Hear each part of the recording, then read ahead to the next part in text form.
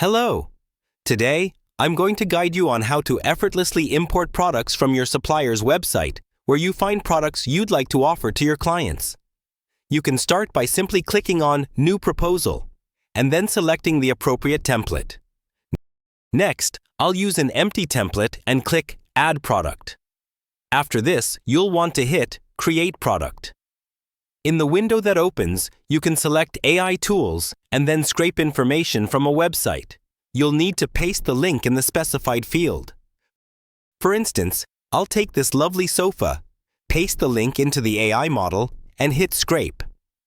You just need to wait a few seconds for the information to be retrieved. And now, you'll see that all the photos, names, codes, and descriptions have been imported. You can also click a button to translate all text content into the languages you've set up in the Wantly system. Then, simply hit Import Product. All information is neatly filled into their respective fields. If there's a price on the supplier's page, it will reflect on your cost, and you can add your markup. You'll also notice the supplier link to the product is available, and you can click on the translation option to translate into other languages.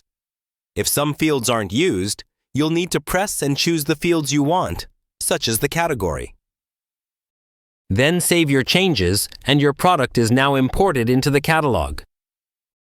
When you click Add Product and extend your search, you'll see that this product is already in your catalog. Alternatively, you can navigate through the menu, not just from the Proposal Site menu. Here's where you'll find the product list. If you leave this page, there's a button labeled Add Product. You can perform the same steps as before by pasting the URL link and choosing a model. If one model isn't working or can't retrieve the information, try another. And there you have it. Your product will populate the entire product table. That's all there is to it. Wantly makes it simple and efficient.